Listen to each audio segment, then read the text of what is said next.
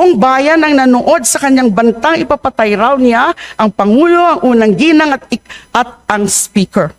Meron na raw siyang kinausap na assassin. Siya pa mismo ang nagdiin, hindi ito biro. No joke. No joke. Mr. Speaker, it is really not a joke.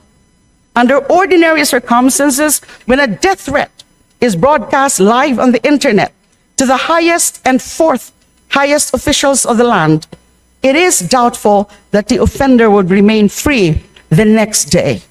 So what makes this instance fall outside of ordinary circumstances? First, the offender is an impeachable official. Second, she is a Duterte.